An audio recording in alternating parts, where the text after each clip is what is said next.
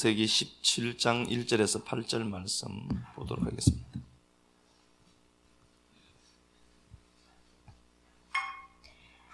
아브람이 99세 때에 야훼께서 아브람에게 나타나서 그에게 이르시되 나는 전능한 하나님이라.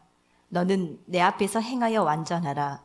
내가 내 언약을 나와 너 사이에 두어 너를 크게 번성하게 하리라 하시니 아브람이 엎드렸더니 하나님이 또 그에게 말씀하여 이르시되 보라, 내 언약이 너와 함께 있으니 너는 여러 민족의 아버지가 될지라.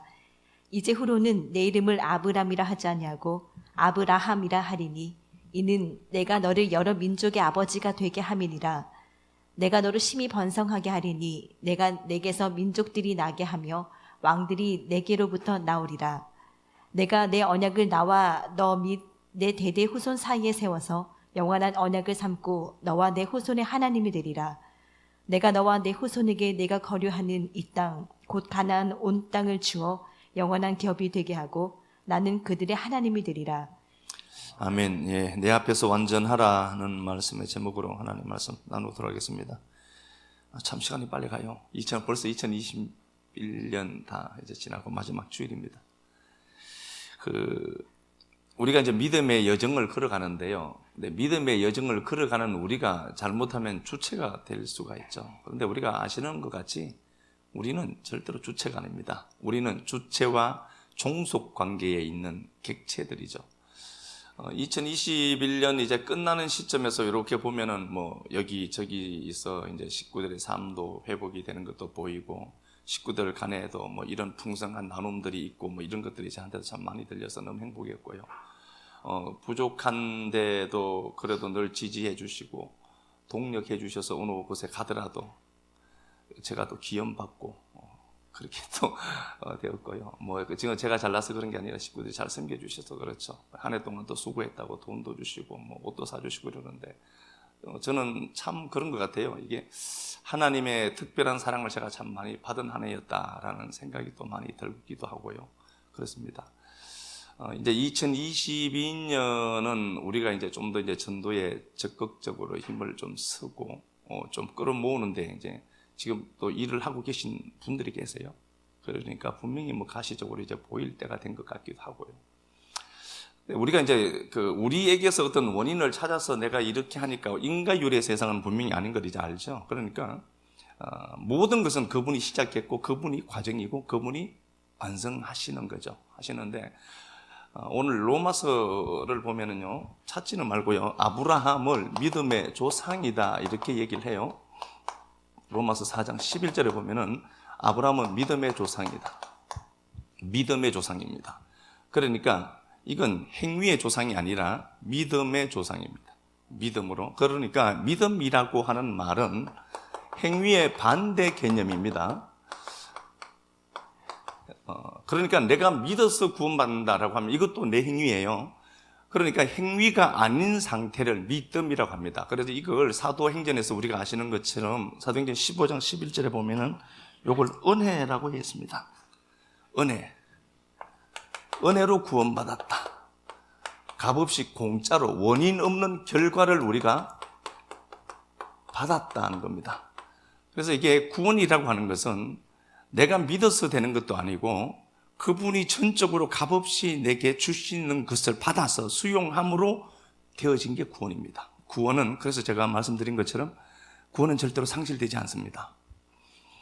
아브라함을 믿음의 조상이라고 부릅니다. 그러면은 아브라함은 우리의 모형이에요. 그렇죠? 그렇죠. 이 아브라함은 실제로 있었지만 진짜 아브라함 대단하다로 보실 게 없어요. 그 아브라함은 나의 예표로 서임받은 겁니다. 그럼 믿음의 조상인 아브라함은 곧 우리의 삶의 모형이에요. 그러면은 사도행전에서 보면은 사도행전 7장 2절에 보면은 하나님이 메소포타미아에 있을 때에 하나님의 영광이라는 단어는 하나님이 보이지 않는 하나님이 보임바 되도록 나타나진 상태를 영광이라고 해요. 메소포타미아에 있을 때 하나님의 영광이 아브라함에게 어떻게 하죠? 나타난 겁니다. 일방적으로. 그러니까 아브라함에게 그 영광이 나타난 겁니다.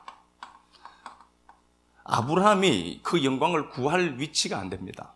아브라함은 여호수아 24장 2절에 보면은 그는 우상장사입니다. 우상을 팔아먹고 살고 있는 아버지 데라에게 붙어서 살아가는 존재입니다. 아브라함이 하나님을 선택하고 아브라함이 하나님의 영광에 점점 적극적으로 다가갔다가 아니라 일방적으로 그런 기가 막힌 상황 속에 있을 때, 하나님과 원수된 상태에 있을 때 하나님의 영광이 아브라함을 두벅두벅 걸어서 찾아왔다는 소리입니다. 그리고 그 아브라함은 믿음의 여정을 떠나는데 창세기 12장에서부터 아브라함의 여정을 떠나죠. 아브라함이 그 여정을 떠나고 그가 막벨라 굴에 묻히게 됩니다. 갈대아 우르에서 1440km가 넘는 그 엄청난 그 거리를 그가 이동을 했고 가나안 땅에 들어와서 가나안 땅에 딱 왔을 때 이 가나안 땅 역시도 하나님이 아브라함에게는 목적의 땅으로 주었지만 이 가나안 땅 역시도 예표로 사용된 겁니다. 그래서 이 가나안 땅을 보고 아브라함은 영원한 도성을 발견합니다. 영원한 도성, 새하늘 새 땅을 얘기하는 겁니다. 새하늘 새 땅을 그가 모형하고 있구나를 알아먹었습니다. 그러면은 이 아브라함이 보기에는 아브라함이 갈대아 우르, 유프라테스 강, 티그리스 강에서 진행을 해서 하란을 통해서 계속해서 남아있단 말입니다. 그 엄청난 거리를 그가 진행한 게 맞습니다. 그래서 엄청나게 고생을 한 게 맞죠. 그런데 사도행전에서는 그 아브라함의 수고를 애써 눈 가리게 해요. 사도행전 7장에서 보면은 스데반의 설교입니다. 사도행전 7장에서 스데반이 돌에 맞아 죽는데 그 스데반이 아브라함의 삶을 추적해 가면서 아브라함이 탁월했다, 아브라함이 믿음의 여정을 잘 떠났다라고 얘기 한 번도 하지 않습니다. 오히려 하나님의 영광이 일방적으로 그 아브라함에게 나타났고 하나님이 아브라함을 이곳에서 저곳으로 옮겼다 이렇게 끝내버립니다. 이게 우리의 여정들이에요. 우리가 진행을 하는데 우리는 때로는 역사 속에 부딪혀서 좌절하기도 하고 힘들어하기도 하고 사람 관계 때문에 불편하기도 하고 여러 가지 모습들을 만나지만 하나님이 그 모든 과정들을 내가 옮긴 거다로 한마디로 퉁쳐버립니다. 사람의 행위가 전혀 개입될 틈을 스데반은 허락하지 않았던 겁니다. 사도행전 가서 한번 확인하고 오겠습니다. 7장 4절 가서 한번 보도록 하겠습니다.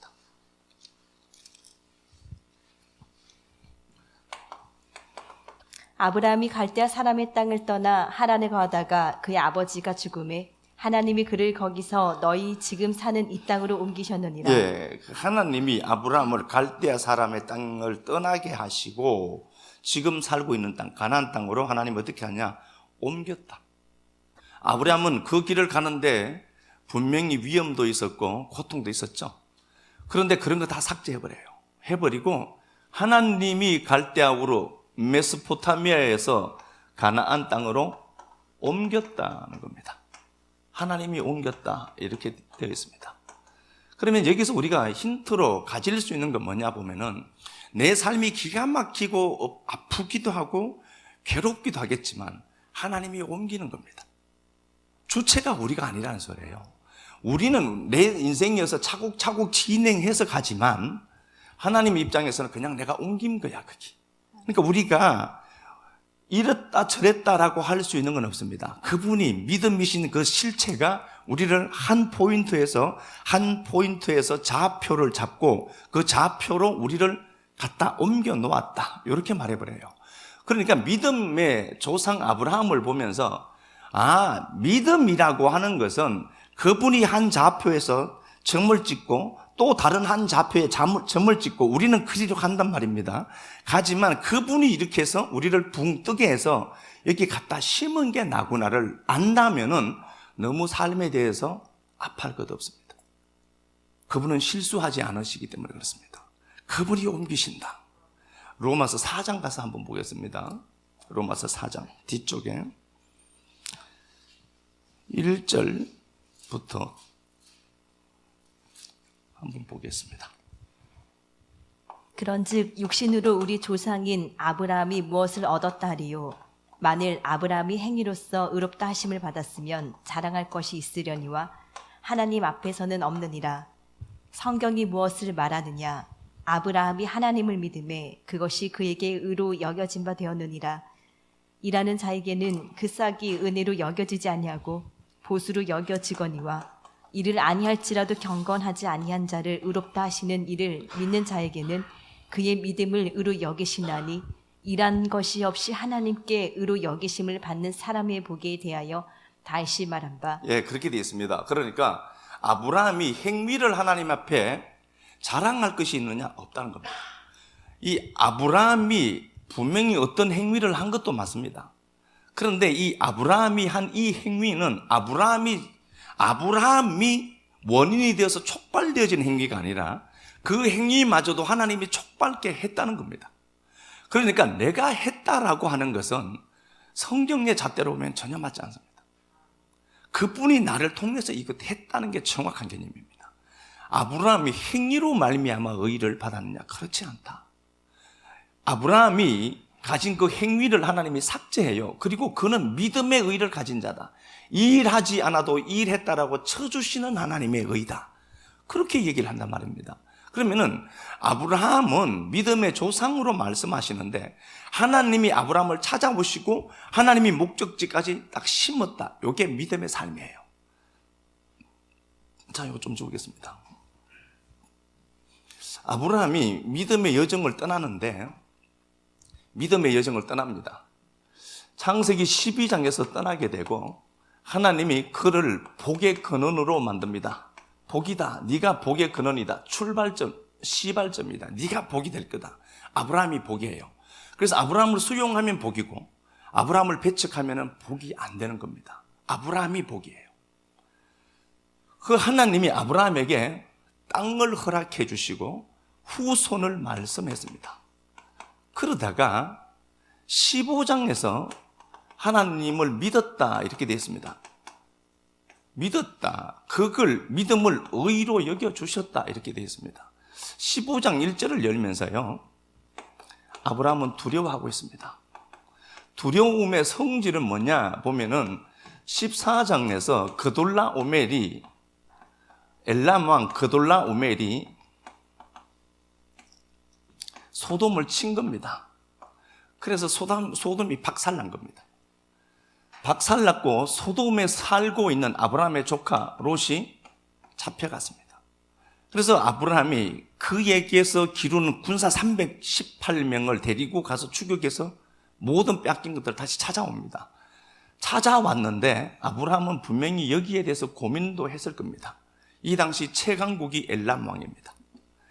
엘람 왕이 전세를 다시 뒤집을 수 있을 것 같았기 때문에 두려워했던 게 맞습니다. 그리고 그가 두려워했던 본질적인 건 뭐냐 보면은 이 엘람 왕 그돌라오멜을 추격해서 아브라함이 뺏은 걸 다시 뺏긴 걸 찾아왔단 말이에요. 근데 이놈이 두렵기도 했죠. 그런데 특히나 더 두려웠던 것은 뭐냐 보면은 아브라함에게는 아직도 자기 새끼가 없었습니다.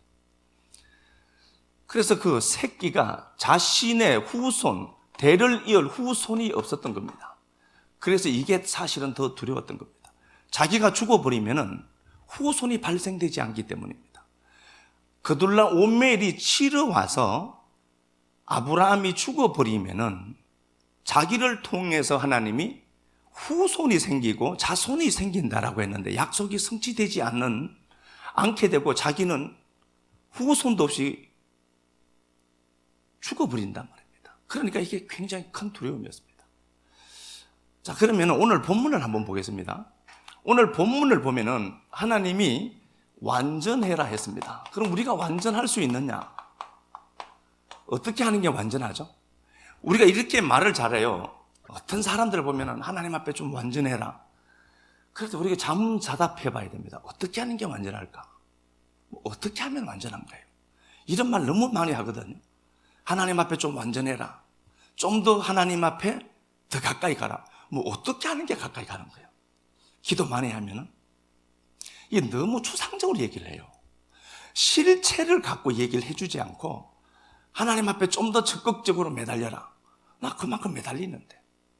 근데 어떻게 해야 더 매달리는지를 얘기해주면 좋은데 저도 진짜 그런 것들이 참 고민이 됐습니다. 하나님 앞에 좀 더 적극적으로 네가 다가가라. 그럼 어떻게 다가가냐고.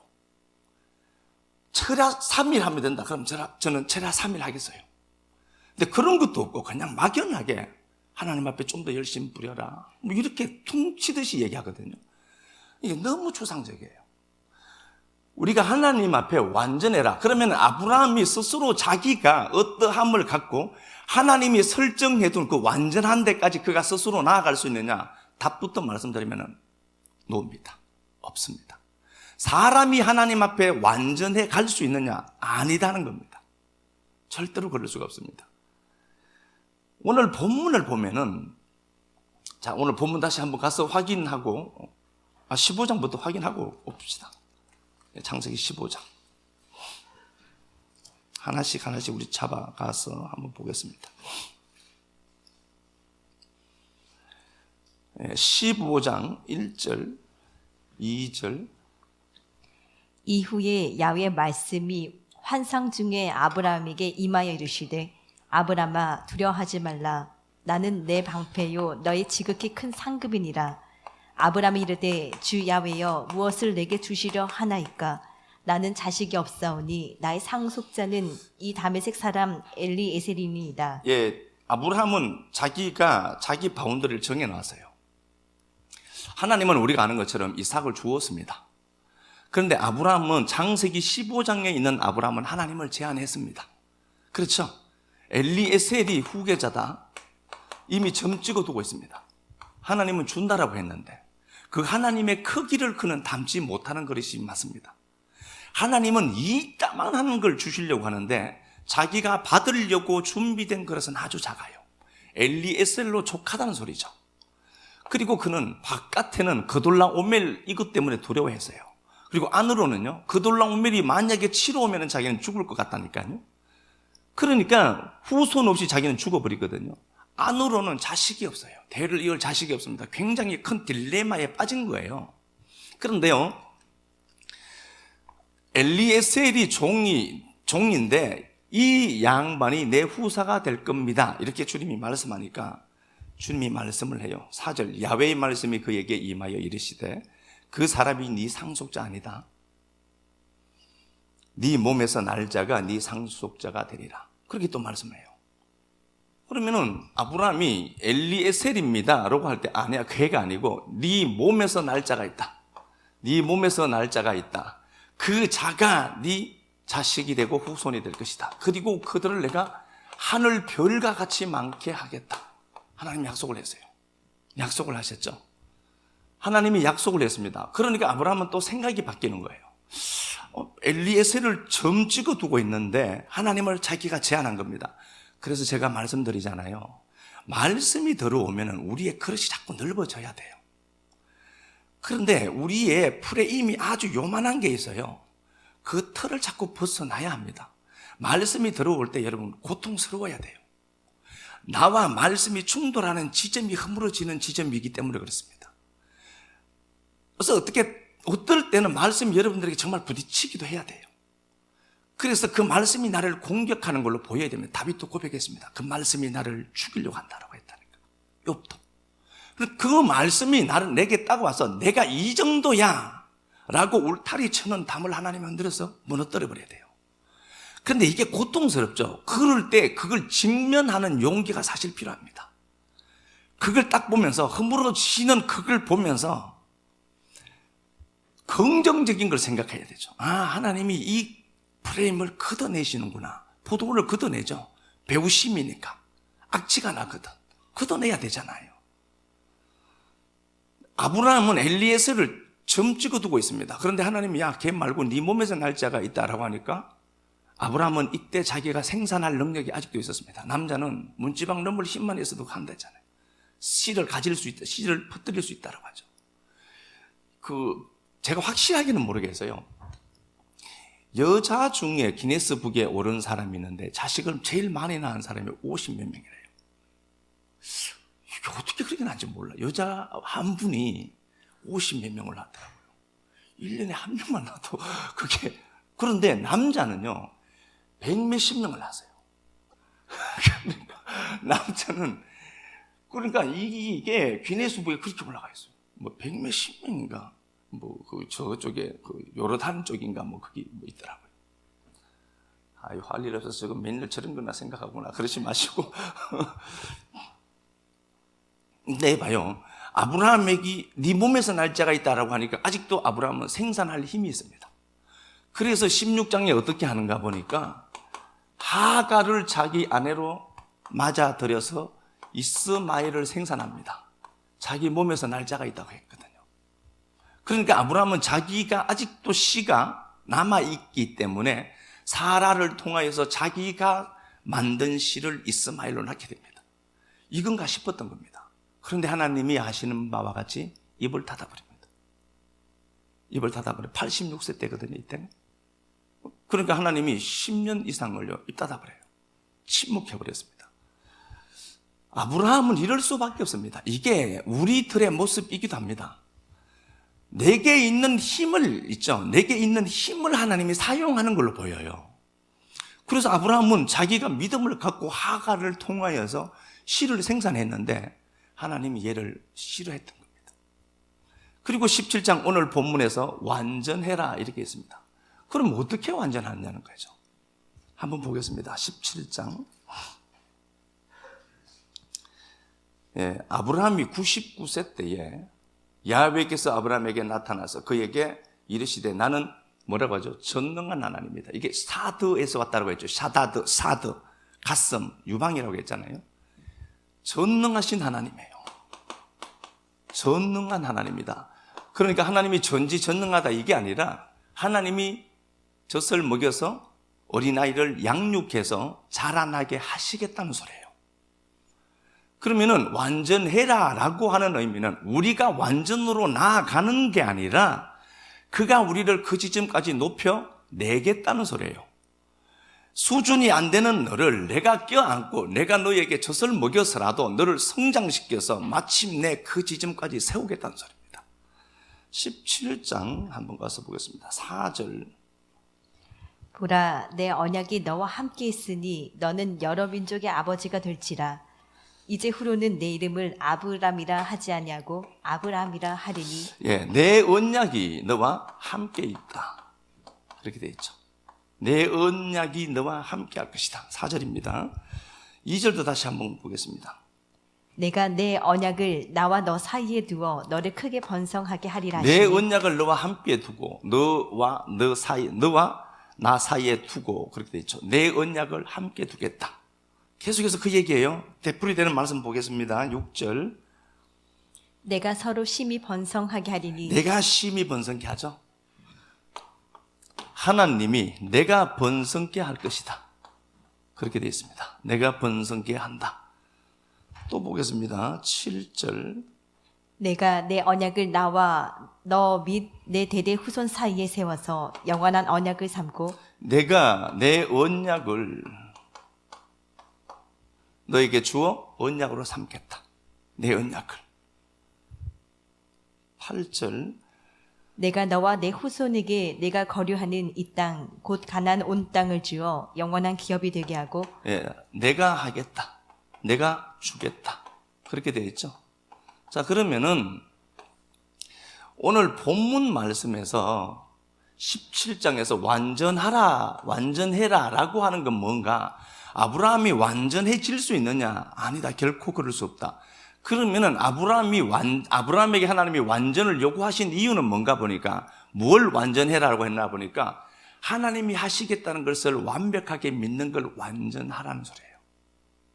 하나님이 시작했고 하나님이 완성해내실 거야. 그 언약을 내가 너로 세우고 그 내 언약을 너와 세우고 내 언약을 너에게 주어 너를 번성케 하고 내가 이스라엘 백성들, 네 후손들을 가나안 땅에 들어가게 할 것이다.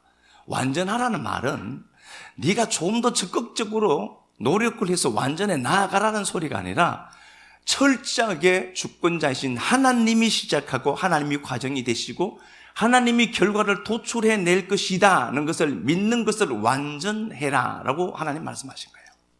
그럼 우리가 여기에 완전으로 향해서 도달할 수 있느냐? 없다니까요. 그런데 우리가 계속해서 말씀을 듣는 이유는 하나님이 시작했고 하나님이 완성하겠구나를 알아먹는 거예요. 그게 완전이에요. 어떻게 우리가 완전하겠어요? 그런데 이걸 모르고 사람들이 그런다니까요. 좀 기도 열심히 하고 막 이런 사람들이 있죠. 그런 사람들은 자기가 뭐가 마치 되는 것처럼 착각해요. 그리고 완전해라, 좀 더 하나님 앞에 또 가까이 나가라. 그럼 어떻게 그러면 되냐?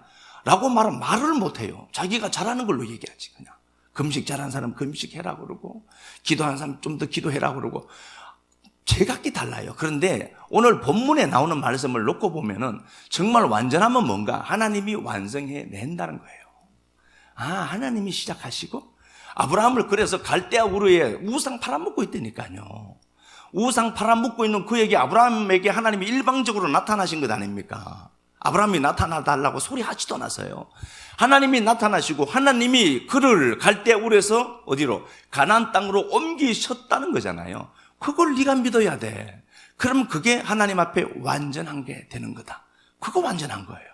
그러니까 오늘 우리가 2021년도 이제 지나고 2022년도에는 하나님이 시작한 그 어떤 것들이 하나님이 완성해 내시겠구나, 그분이 하시겠구나를 알아먹는 그게 완전해지는 거예요.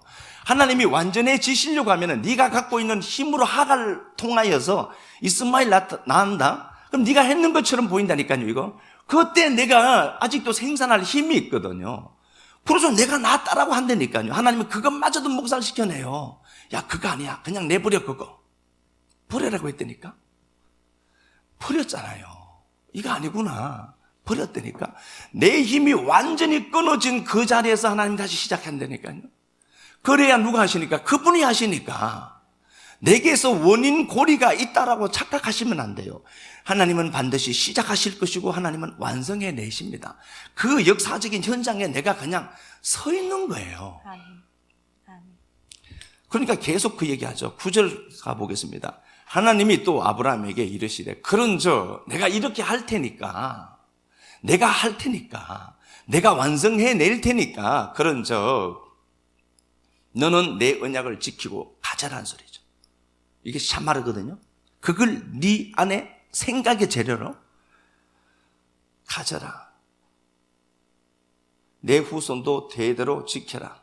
대대로가 아니라 지켜라 하는 단어가 없어요, 여기도. 네 후손도 그 언약을 가지면 돼. 하나님이 하겠다는 그 언약을 내가 열심으로 노력해서 완성하는 게 아니라 하나님이 시작했고 하나님이 완성한다는 걸 알아먹고 그 완성을 이루시는 하나님을 내가 믿는 거예요. 이게 안 믿어진다니까요. 그래서 믿게 해달라고 기도하는 거예요. 끝없이 이 말씀을 듣는 겁니다. 말씀 한 번 제대로 듣고 뒤집어져 버리면 얼마나 좋겠어요. 그렇지 않다니까. 그래서 끝없이 말씀을 듣는 거예요. 왜? 나는 내 생각을 붙들고 내 생각대로 움직여 가거든요. 그래서 계속해서 말씀이 들어와서 내 안에 들어오고 내가 넓어지고 깨어지고 고민도 하고 부서져지고 많은 복잡한 과정들을 겪고 나서 하나님이 입체적으로 보이기 시작한다니까요. 이거는 우리가 수요일도 그랬습니다. 하나님이 이스라엘 백성들을 출애굽시키죠. 출애굽은 이미 가나안 땅 입성까지를 갖고 있다라고 제가 말씀드렸어요. 출애굽기 15장 12절에 보면 이 나의 힘으로, 하나님의 힘으로 한다는 거예요. 우리의 힘이 아닌 내가 자발적으로 걸어 나가서 되는 게 아니라 하나님이 하나님의 힘으로 가겠다는 소리예요.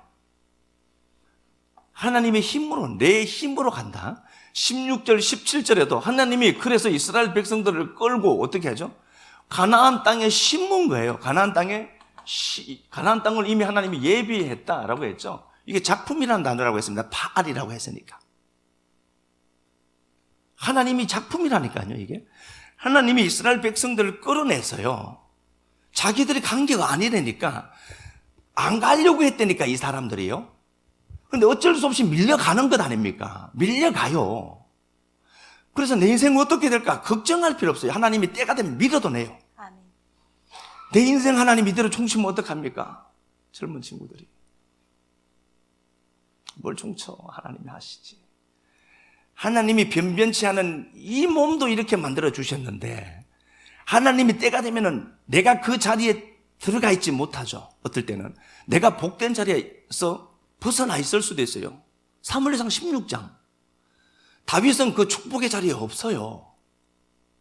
사무엘이 찾아왔잖아. 그 당시 당대의 최고의 선지자가 이새의 집에 찾아왔다니까요. 선지자가 오면 그 동네는 잔치를 해요. 말씀이 주어지는 거니까. 말씀을 그렇게 사모했다니까요.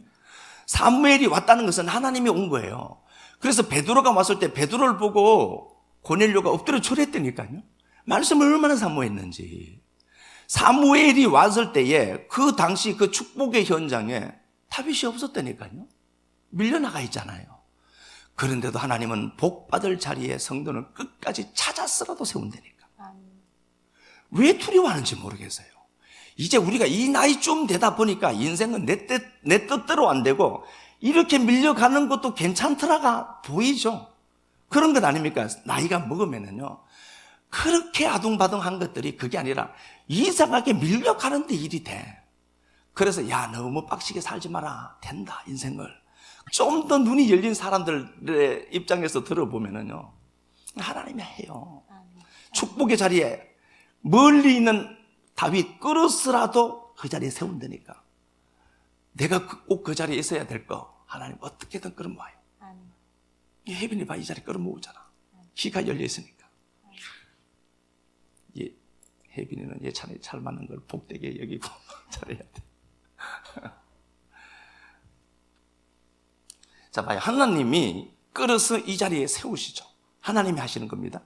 여기까지 일을 하나님이 목적으로 갖고 있습니다. 그래서 구원받았다라고 하는 것은 가나안 정복까지를 하나님이 보고 계신 거예요. 그래서 신명기 1장 33절에 하나님이 이스라엘 백성들을 광야 40년 가게 했단 말이에요.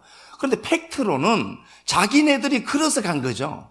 그런데 하나님이 어떻게 했죠? 부모가 자식을 안음같이, 부모가 자식 새끼 젖먹이는 아기를 업고 뒷포대에 업었다니까. 업음 같이 내가 너를 인도했다. 그런데 이스라엘 백성들 보기에는 아는 게 이거냐고는. 아니, 나 안고 갔다는 게 왜 이러냐고, 내 꼬라지가. 그거 아니에요. 아니, 당신 나 안고 갔다며. 그런데 내가 왜 이렇게 사냐고. 그렇게 대든 것 아닙니까, 하나님 앞에. 아니요, 그것마저도 하나님이 나 안고 가요. 하나님이 그 자리에 세우신다는 거잖아요. 하나님이 한다니까요.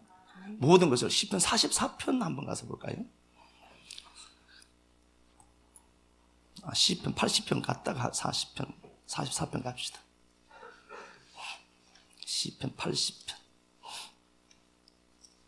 시편 80편 8절.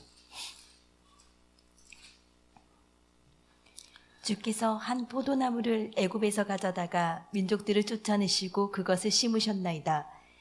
예, 이스라엘 백성들 이야기죠. 이스라엘 백성들. 주께서 한 포도나무를 애굽에서 가져다가 민족들을 쫓아내시고 가나안 정복이죠. 그것을 심었나이다.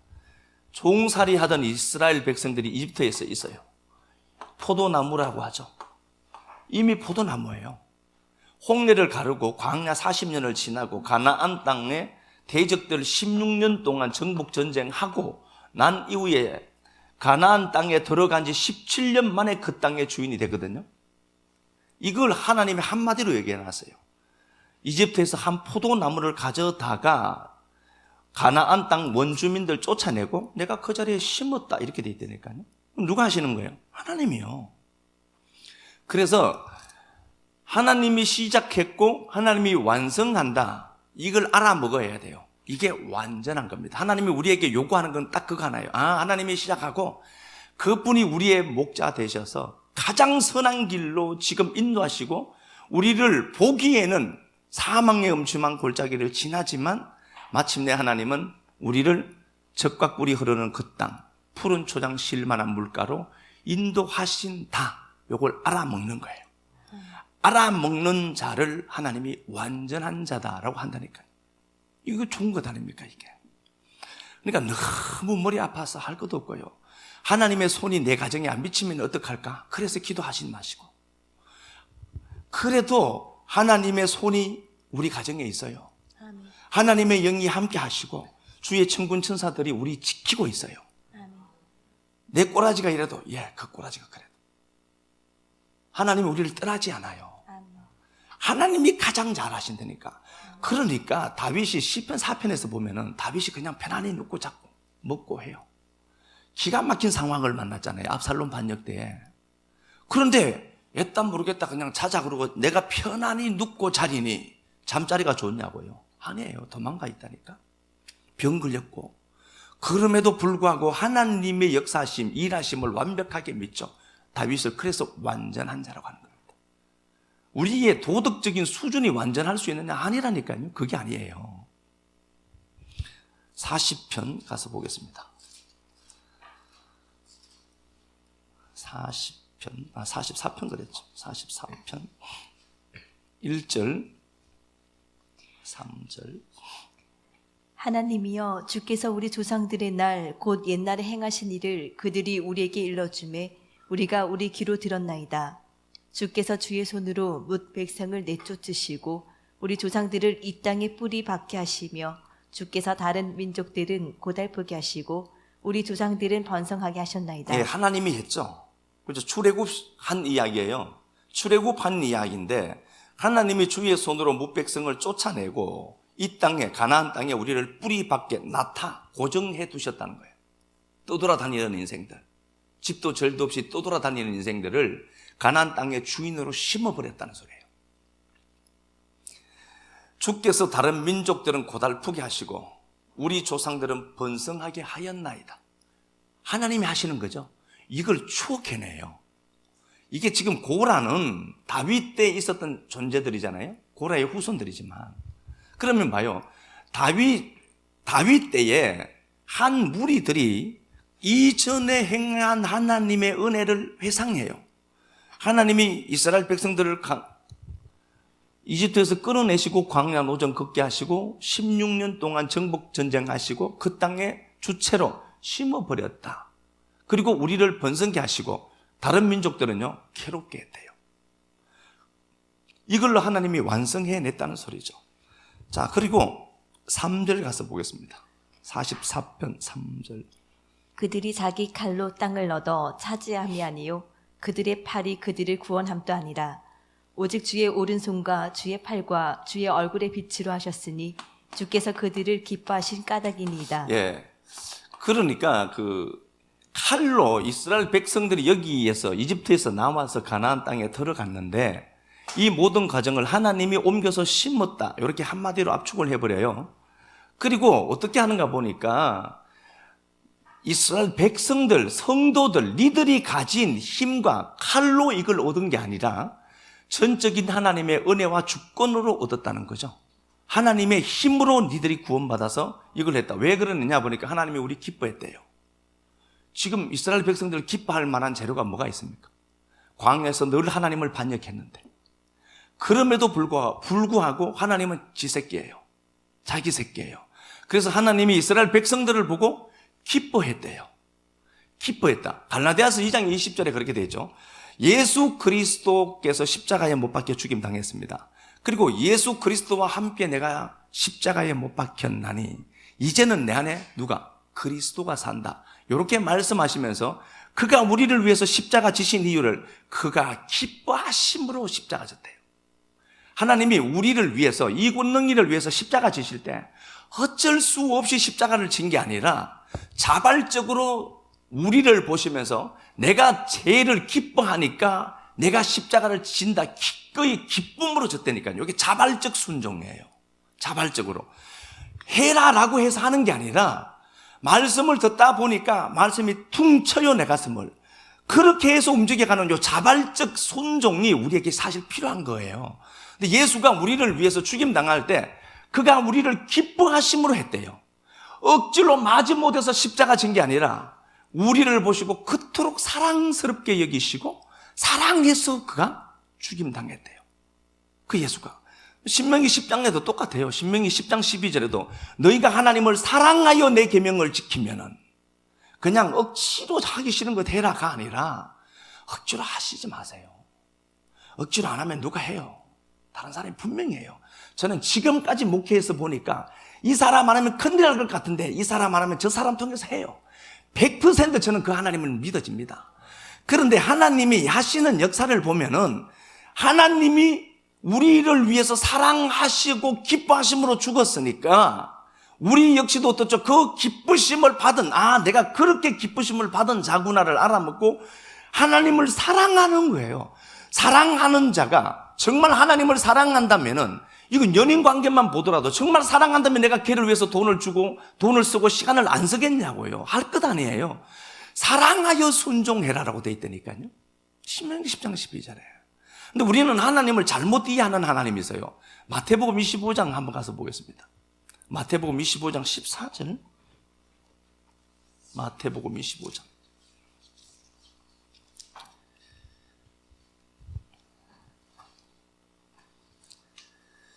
마태복음 25장 14절.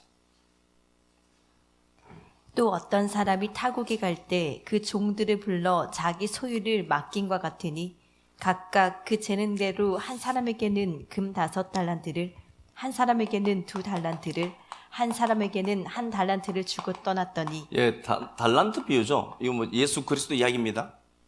달란트가 있는데 5달란트, 2달란트, 1달란트를 줬어요. 달란트는 이미 다 다르게 갖고 있어요. 근데 뭐 돈의 가치로 산술적으로 우리가 계산하지는 말고요. 근데 5달란트는 이걸 갖고 투자를 해요. 자기 게 아니거든요. 내 것 같으면 아까워서 못하죠. 맡은 거거든요. 그러니까 배팅을 하는 거예요. 2달란트도 그렇게 하죠. 그런데 1달란트 가진 자는 이걸 땅에 숨겨둡니다. 24절 가서 한번 보겠습니다.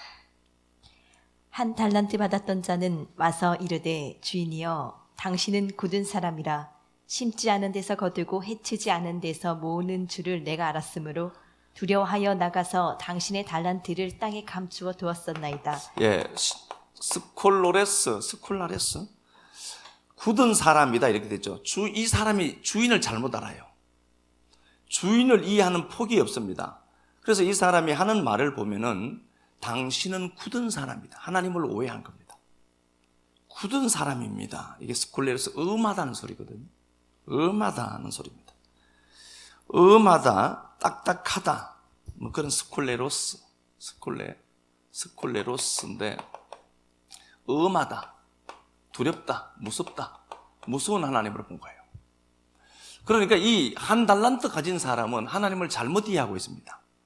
심지 않은 곳에서 하나님이 거두게 하시는 하나님으로 착각하고 있어요. 무서운 하나님으로 하나님을 알고 있습니다. 그러면은 예수가 히브리서 5장 9절에 그렇게 되어 있거든요. 그가 아들이라도 고난을 받아 순종했대요. 그러면은 예수가 순종을 해서요. 순종을 했는데 예수가 아들 되려고 순종했느냐? 그게 아니라 아들이니까 순종하는 거예요. 우리가 왜 순종을 하는가? 하나님의 말씀에 아들 되려고 하는 게 아니라 아들이니까 순종하는 거예요. 그 아버지와 아들의 관계가 잘 설정되면은 하지 말라라고 돼요. 내 아버지거든. 진짜 내 아버지거든. 영원한 내 아버지거든. 그것 알아먹으라고 역사 속에서 모형으로 우리를 부모로 만들어 둔 거라고 했죠. 그런 것 아닙니까? 1달란트 받은 이 사람은 하나님을 잘못 이해하고 있는 겁니다. 아주 거칠고 엄한 하나님으로 알아먹은 겁니다. 그러니까 그 1달란트를 땅에다가 숨겨둬요. 그래서 주인이 와서 물은 것 아닙니까? 야, 그 1달란트 그거 어떻게 했냐? 당신이 엄한 사람이고 두렵고 무서운 사람인 줄 알아서 내가 땅에다 묻어놨습니다. 근데 이게 달란트가 금 34kg라고 했어요. 금 34kg. 요 달란트를 갖고 하나님의 뜻을 분배하는 도구로 쓰면 돈의 나라 소리 아니에요.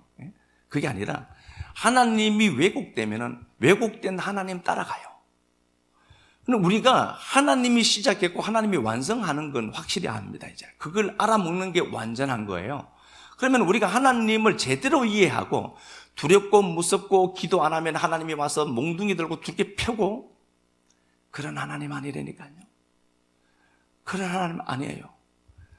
한없이 넓고 자비로우신 하나님이에요. 그러면 그러죠. 또 사람들이 하나님의 속성 중 하나가 사랑이고 하나가 공의래. 하나님은 사랑만 주는 하나님이 아니라 공의의 하나님이다로 얘기하죠. 그러니까 공의는 어떻게 나타나는 거예요? 예수 죽였다니까요. 하나님의 공의는 예수 죽여서요. 우리를 사랑해서 하나님의 공의가 발동된 것이 어디냐? 십자가라니까요. 하나님이 나 쳐 죽일 것 같죠? 아니요, 못 쳐 죽여요. 내가 자기 새끼거든요. 하나님이 우리에게 공의를 베푸느냐? 공의 베풀었다니까요. 우리가 잘못하는 모든 것들을 십자가에서 못 박았다니까. 그 공의가 나타난 게 십자가라니까요. 그런데도 지금 우리는 또 그렇게 두렵게 생각해요. 기도 안 해서 이렇다. 무슨 소리를 그렇게 해요? 기도는 해야 됩니다. 제가 말씀드리지만 기도하지 말라고 자꾸 들으시면 안 돼요. 안타깝다 진짜. 그러니까 하나님이 시작하고 완성하는 거예요. 그러니까 그 가운데 모든 삶은 그분이 끌고 가시는 거죠. 그러니까 하나님을 오해하거나 곡해하시면 안 돼요. 하나님이 무섭고 두렵고 막 진노하는 그 의붓 아버지 같은, 그렇지 않다니까요. 그 하나님이 우리 아버지가 아니에요. 제가 그렇게 말씀드리잖아요. 이 달란트가 돈이잖아요.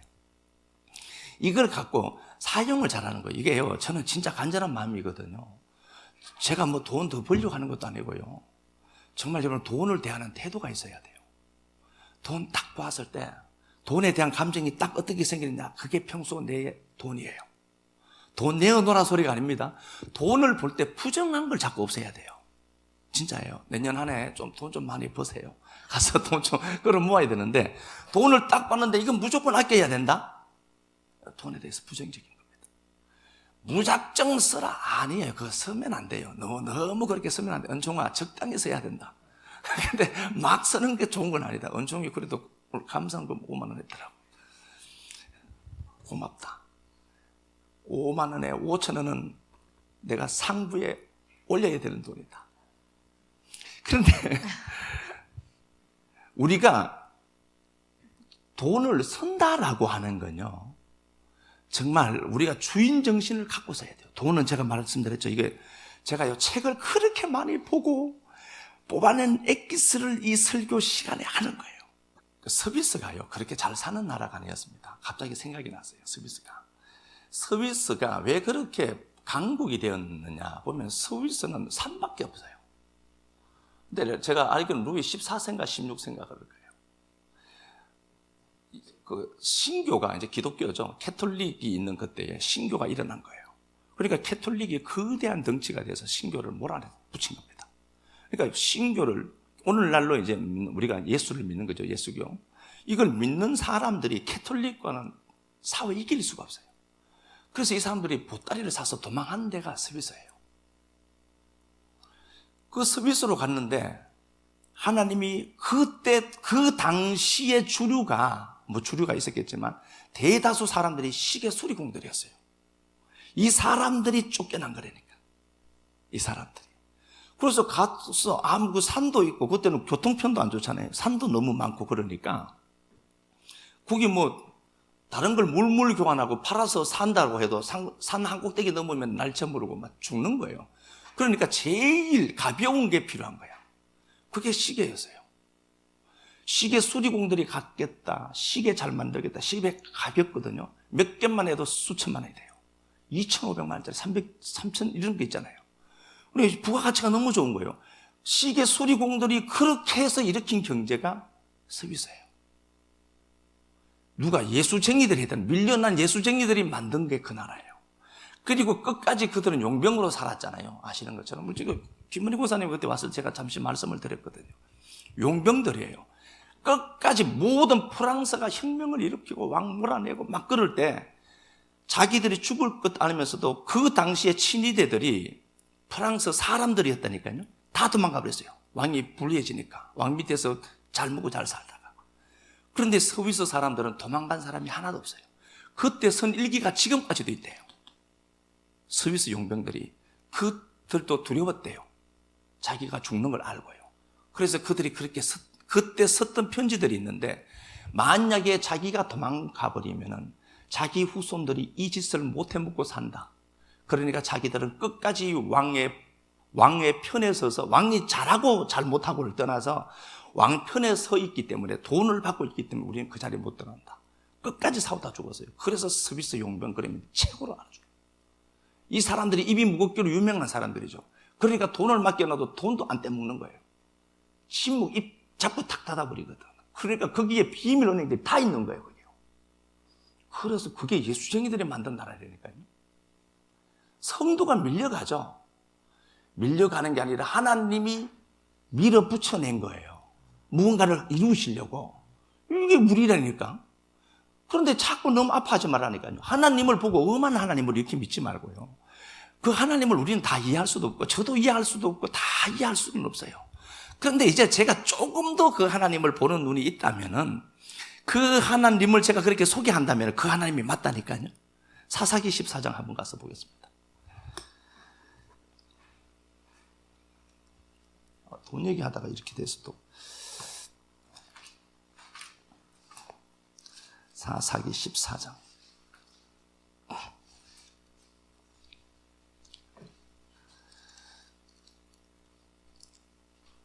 사사기 14장 삼손이 뒷나로 내려갑니다. 거기에서 한 여자를 골라요. 자기 아내로 삼고자 합니다. 그런데 그 부모는 부모의 털이 있습니다. 이해하지 못합니다. 2절부터 한번 볼까요? 올라와서 자기 부모에게 말하여 이르되 내가 딥나에서 블레셋 사람의 딸들 중에서 한 여자를 보았사오니 이제 그를 맞이하여 내 아내로 삼게 하소서 하매 그의 부모가 그에게 이르되 내 형제들의 딸들 중에나 내 백성 중에 어찌 여자가 없어서 내가 할례 받지 아니한 블레셋 사람에게 가서 아내를 맞으려 하느냐 하니 삼손이 그의 아버지에게 이르되 내가 그 여자를 좋아하오니 나를 위하여 그 여자를 데려오소서 하니라. 그때의 블레셋 사람이 이스라엘을 다스린 까닭에 삼손이 틈을 타서 블레셋 사람을 치려 함이었으나 그의 부모는 이 일이 야훼께로부터 나온 것인 줄은 알지 못하였더라. 예, 이게 우리가 범할 수 있는 것일 수도 있습니다. 삼손의 부모가 있어요. 삼손의 부모가 있는데 우리가 흔히 하는 말입니다. 결혼할 때 꼭 믿는 사람끼리 해라. 믿는 자끼리 해라. 그렇게 해야 됩니다, 이거요. 이렇게 해야 돼요. 그런데 가끔씩 가다 보면은 안 그런 것도 있어요. 근데 하나님이 그 사람을 구원하려고 했으면 어떻게 해야 되죠? 가만 내둬야 돼요. 그런데 될 수 있는데 끝까지 말릴 때까지는 말려야 돼요. 우리는. 근데 삼손에게 하나님의 은혜가 들어와 있어요. 삼손이 딥나로 내려가서 한 여인을 봅니다. 아내로 삼아야 되겠다. 부모가 갖고 있는 털은 용납이 안 되는 겁니다. 안 된다는 거예요. 안 돼. 안 돼. 그렇게 했거든요. 그러면은 부모가 가진 털로 보면은 삼손이 진짜 나쁜 놈이에요. 그런데 이런 일들이 하나님께로 말미암았대요. 이걸 다 어떻게 알겠냐고요. 그 하나님의 역사를 삼손은 지금 알고 있는데 부모는 몰라요. 이게 그래서 예수 믿는 게요. 전문 용어로 유도리가 없으면 힘들어요. 좀 적당하게 유도리가 있어야 돼요. 느슨한 것들이 있어야 나사도 적당히 한 바퀴 풀려야 누가 와서 딱 좋고 그게 이야기거리가 되고 그러지. 빈틈이 없는 사람들이 있어요. 너무 그렇게 빡빡하게 사실 필요는 없습니다. 우리는 다 하나님을 모르거든요. 그런데 삼손의 부모의 틀로 보면 삼손이 나빠요. 그런데 하나님의 역사는 삼손을 통해서 어떤 일을 집행하는 게 목적입니다. 그래서 이 일 때문에 블레셋을 쳐 죽였다니까요. 그런 것 아닙니까? 이 일이 매개가 되어서 매개체가 되어서 쳐 죽인 겁니다. 내가 갖고 있는 틀만이 다 맞다? 아닙니다. 원효가 경산 사람이에요. 이 양반이 그때는 삼국 시대니까 힘들죠. 그럼 원효가 잘 알죠. 해골바같이 물 먹은 거. 명나라로 그거 직접 인도에서 들어온 그 불교를 공부하려고 떠나가다가 동굴에 하나 들어간 거죠.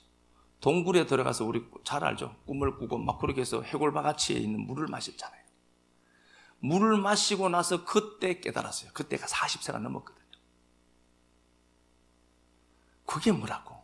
해골바가지 물 한 바가지 마시고 그 다음날 딱 눈 뜨고 보니까 그게 해골바가지예요. 그래서 그는 거기서 깨달음을 얻고 명나라로 가지 않고 돌아온 겁니다. 돌아와서 그때부터 술 먹고 고기 먹었습니다. 저작거리로 가서 춤추고 포크댄스 추고 난리 났습니다. 그래서 정통 불교에서는 2단 중에 상이단으로 찍어놨어요. 원효대사를, 그 유명한 원효대사를 역적으로 만들어 놨어요. 그 당시에 불교가. 그런데 이 양반은 중임에도 불구하고 설총을 놔요. 공주랑. 막가파입니다. 그 당시 틀로 보면 이 양반은 완전히 막가파예요. 그런데 그가 저작거리로 나가서 틀 속에 갇힌 불교가 아니라 그 부처라고 하는 걸 자꾸 부처 얘기하는 거. 그런데 이 양반이 가서 저작거리에 가서 춤도 이렇게 췄대요. 춤추는 것도 이렇게 있어요. 포크댄스 비슷하게 췄어요. 이렇게 삭가 쓰고. 이 양반이 오사까지 왔다니까요. 오사에 가면 그 사람 영정이 있어요. 한 분씩 들어가서 보세요. 오사에서 똥을 놓는데, 오사 그 절 앞에 그거 있죠. 이거 목 같은 거 연못 하나 큰 거 있죠. 둘레길 저도 한번 가봤거든요. 거기서 똥을 놓는데 고기가 나왔대요. 똥이 안 나오고. 그런 신화를 가진 사람이에요, 이 사람이. 오사가. 그래서 오사라고 한대요. 근데 이 양반이 그 당시의 사람들의 틀로 보면 완전히 타락한 땡중이에요. 근데 그 사람이 굉장히 많은 불교를 사람들 속으로 스며들게 했다는 거예요. 우리가요, 우리 틀이 있어요. 우리 틀 조금 내려놓고요. 아, 나는 다 이해하지 못하지만 그래도 이해는 해봐야 되겠다. 2020년 우리의 다짐이어야 됩니다.